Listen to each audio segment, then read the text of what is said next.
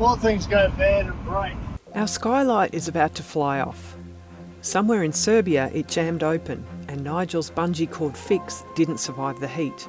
He's flying back to work from Sofia, which is home to the only campervan shop we know of in the Balkans. Will we make it in time? Will the skylight hold? Stick around to see if we can fix it and join me as I explore the amazing sights and surprises of Sofia. Stupid roof hatches still flapping around up there and making everything very noisy. We're making our way for the border with Bulgaria. Bit of a lineup of trucks, yeah. Serbia, Slovenia, Bulgaria, Turkey. Quick tip, friends, when you're going into Bulgaria, you need a vignette to drive on the motorways. We've stopped before the border just to buy ours, so apparently you need to have it before you go in. You can get them here, but you can also just get a digital one, so we're just buying it online now. And it's all done through cameras and the registration number of your vehicle. A bit of a bloody queue here. Welcome to Bulgaria. Back in the EU, we're back in the Schengen. Yeah. Countdown begins.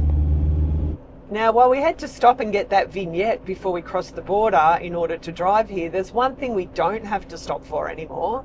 A SIM card for our phone. We use the Olafly eSIM, which connects instantly to the local network as soon as we cross the border. It's true peace of mind.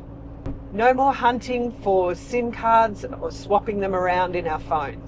Anyone who's travelled overseas knows how expensive data roaming charges can be. Ours used to cost $10 a day. Now we keep our Australian SIM cards for those all-important verification texts, and we use Olafly for maps, internet, WhatsApp, and of course social media. The Olafly eSIM arrives by email and installs instantly with a QR code, ready to go the moment you arrive. And the best part? Unlimited data. Olafly offers eSIMs for over 200 destinations, plus regional plans, so wherever we are, we can stay connected. If you're planning a trip, check out Olafly using the link in our description or scan the QR code on the screen now and use the code Nigel and Sue for a discount. Alright, let's get to this next camper stop. Good morning, friends. So we are parked up outside or behind this Bulgarian BG, it's camping BG I should say. So they, for €15 a night without electricity, we can stay here. So today's job is to do some research, go and see the boys in the shop. We need a lot of parts, particularly starting with the skylight, the failed skylight at the front. It's flapping around in the breeze. Woo! There's a lot going on in the background. That's what you get for being at a workshop. So let's go and see what they've got. This shop is awesome and it's got pretty much everything we need. You got the other checkbook? Can we afford all this? Well, we have to. Yeah. We need it. No, we can't, but we need it. You need to go back to work. I do. Yeah, that's what we want, the hand operated. Yeah, we want the hand one because the wind up ratchet version is so unreliable. Yeah, there's the price, €350. The good thing is, sorry Dometic, it's not Dometic. Right, so we probably should document actually what's going on with this stupid skylight. So, the issue is, it's a wind-up one, and this winding thing. So what's meant to happen is it's meant to go down, and then these little clips are meant to come in here to lock it into place. But at the moment, it's just winding and clicking. And sadly, you cannot just replace that winding mechanism. We did some research on a lot of the forums for personal vans in the UK, and a lot of people were saying that theirs had given out and they had to replace the whole skylight. So the one that we're looking to replace it with has a gas strut, and just a manual mechanism to lift it up and down. We just have to do a quick measurement to make sure it's the right size, and I'm sure it's a standard campervan size, 700 by 500. Yeah, if we have the same luck as we had with the Max van, it was just a straight out, yeah, and straight back in.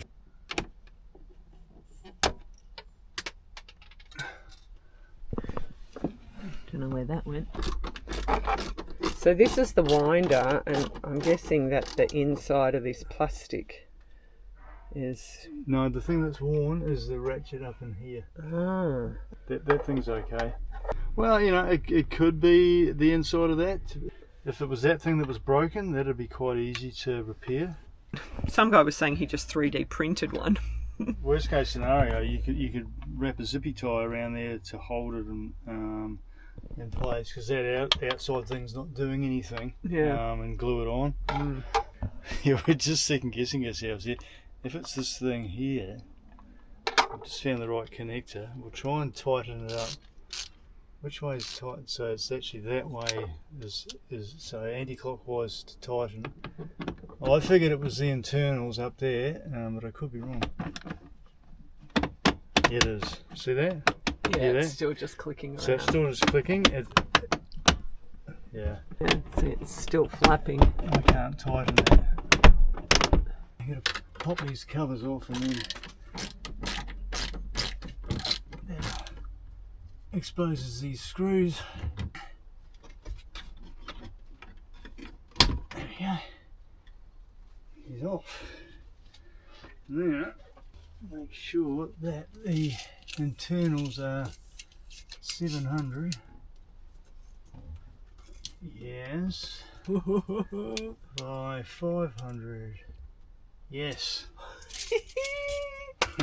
She's going to be pretty much a straight swap. Alright, I'm going to go and see Demeter.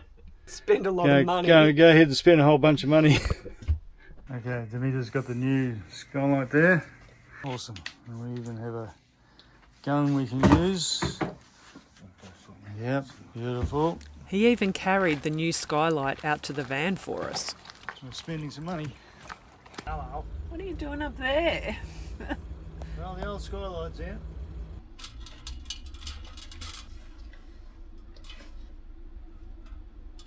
One old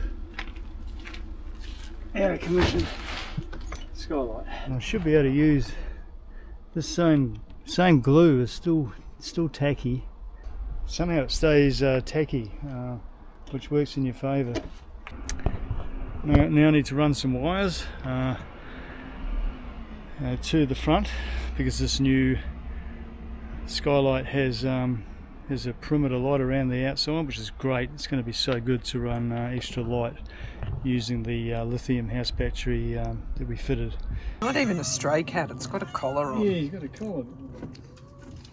But that doesn't mean we won't feed it, right, Nigel? Well, we don't want to waste this ordinary cheese. No, so we're giving it to a cat. There you go, puss. Really good to you. Oh, hey.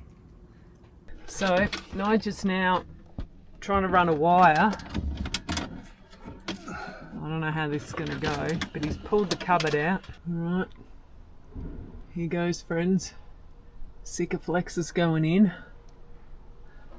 Shit's getting real. Somehow Nigel has run this wire. I don't know. Our cupboard's still half hanging out, but... We're running out of daylight here, guys. Yeah, we've got a few hours of daylight left. I'm looking at the clouds going, please don't rain. Help guide me a little bit here. Okay, in she comes. Okay, this way a bit further. It needs to go that way a bit further, I think. Well, this part's in, for better or worse. The final stage is screwing this thing on, the shroud. Poor Nigel. Needs a massage tonight. I can see why Michelangelo got the shits. He did it for 5 years, the poor bugger. I don't know if he was blind like I am. Where's the goddamn hole in this one? Well, Nigel, it's about 10 minutes before sunset. Where are we at, mate? Well, the couple's back together again. And the skylight's in. There's actually more screws in that thing than timber. Anyway, but the cool thing is here the skylight's in place. It's a real nice, simple design. I didn't get a chance to do the wiring, but I've run a wire through there. Yep. I'm going to have to take it, try and find a route down the pillar underneath the van and follow the same channel that I use for the reversing camera. All right, well, let's pack up here and then you know what time it is. Well, no, it was that time 2 hours ago. I know, beer o'clock. All right. So it's still a little bit of a mess in here, but Look at the peanuts all over dinner's the on the go. Let's not talk about the peanuts on the floor, Nigel. God damn it. I want to talk about the wine from Lidl, about 6 Bulgarian lev, which is about €3. It's about 3.5 euros, I think. Well, let's taste it and see what it's like. Go on then. Bulgarian Twist my Sauv arm. Blanc. Because you can't cook without wine. I really like it. Thank you, Bulgaria. Mmm, Nothing wrong with that. I like it. Yeah, so our little guys come back for some more cheese. Shit, I like that.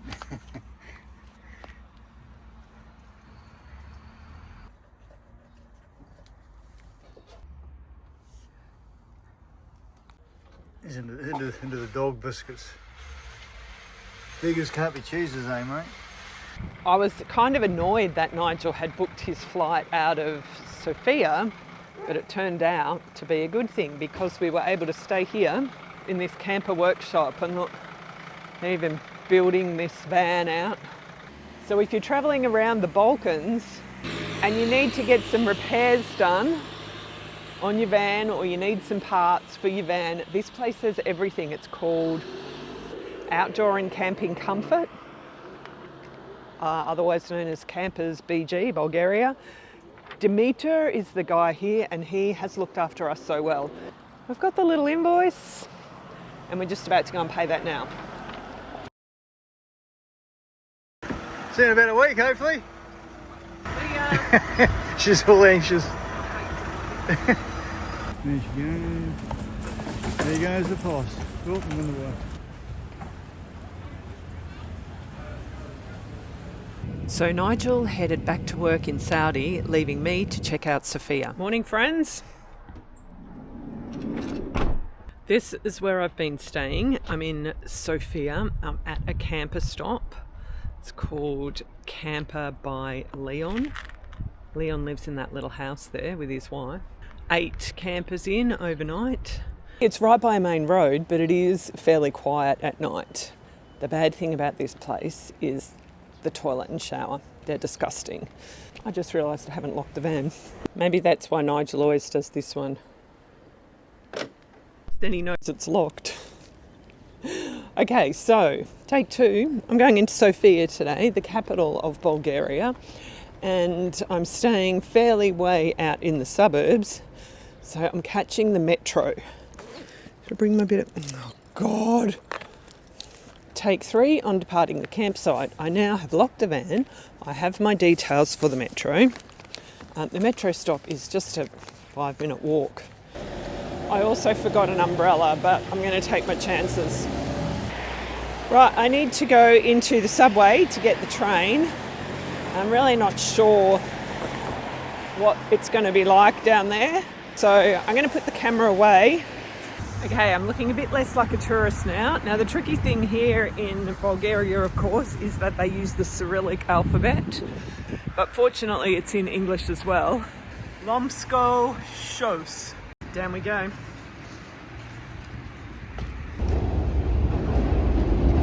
Okay, the machine does give instructions in English, but it only takes coins and notes. As yet, I don't have any Bulgarian money, despite the fact that I've been here for 5 days. So it looks like I can do a tap and go. Here comes the train. Plenty of room.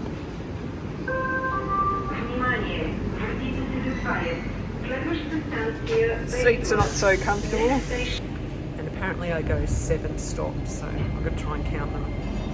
Okay, I'm off the train. My Google Maps isn't working at the moment. Maybe it will be when I get out of the station. Oh, here we go. I found the outside. Huh. That looks super old. And like, there's all these ruins. I reckon they look like Roman ruins. Oh man, I need to find my guide. Serdica Archaeological Complex, the remains of a Roman city. Oh wow, they found it when they were digging the subway station. So I'm just looking at this store here. Why is there Soviet Union paraphernalia? Okay, I've just come out of the subway, metro. Oh my God, there's so much cool stuff here. This city's so cool. Look at this statue. The statue is of Saint Sofia, who the city's named after. I think I'm meeting the guide up here. We also had these cute old trams here. So I've got to the meeting point. Really looking forward to this 2-hour walking tour. It's so cool when you do these free walking tours in English and you listen to all the other people talking and realise you're the only native English speaker. Our guide Nicola was excellent, very knowledgeable and entertaining. We walked through the archaeological ruins near the metro station. We passed the old church, which we learned was built in the 15th century, and stopped by this mosque. The Banja Bashi Mosque is the only functioning mosque still remaining in Sofia. While Ottoman rule lasted 500 years, all the other mosques have been destroyed or repurposed. We saw some of the beautiful Baroque buildings Sofia is known for. Yes, bathhouse. Built at the beginning of the 20th century. So the bathhouse was built over natural hot springs. Surprise, surprise. It's now the Museum of Sofia, and there is still a natural spring nearby. Oh, this is cool. You can see all these people filling up their water bottles. You can try the water first, and then we can talk about it. And in case you're wondering whether it's dangerous to drink from it, I'm just gonna prove that it's okay. It's actually really hot. Let's try it first, and then I'll tell you a bit more. Ugh. We learned about the communist era. This building was the communist headquarters, and there was a large star above it during that time. These guards outside the presidential palace have huge feathers sticking up from their helmets. This is the Church of St. George, which dates from the 4th century and is Sofia's oldest building. There's cops everywhere today because they're having a big protest against the Eurozone. Bulgaria has been in the European Union since 2007, and at the beginning of 2026 they are joining the Eurozone, which means they're switching their currency from the Bulgarian levy to the euro. And a lot of people are unhappy about that because they are afraid that it will raise the prices. Oh, and look, we're at the yellow street. Oh, probably shouldn't be filming the cops, but anyway. Really are yellow brick roads here. Sofia's yellow brick road is perhaps its most famous landmark. Some say it was a royal wedding gift, but Nicola told us Bulgaria actually paid a fortune for these pavers. There's some really beautiful buildings here. We passed by the National Theatre and made our way to the final stop of the tour. Oh my gosh, this is beautiful. Look at this. Well, that tour was excellent. So we're finishing up here at the Alexander Nevsky Church. It's so massive, it's huge. I'm going to go in. This is the Alexander Nevsky Cathedral. It was built from 1904 to 1912, and it's named after the Russian saint Alexander Nevsky to honour the Russian soldiers who died in the war that liberated Bulgaria from Ottoman rule. It's the largest cathedral in the Balkans and one of the largest Orthodox churches in the world. Found the demonstration. People here protesting against the Eurozone. So this is Vitosha Boulevard, which is the pedestrian street. Lots of restaurants and cafes along here. Oh, you can't see it. Hang on. It's not very clear today, but that's Vitosha Mountain at the end of the boulevard. Oh, looks like I found somewhere for lunch. Sorry, Nigel. Except sadly they have nothing resembling a vegetarian dish, so I'll keep walking. See, these places are really catering for the tourists. So I've just come across the Sofia Guitar Fest. You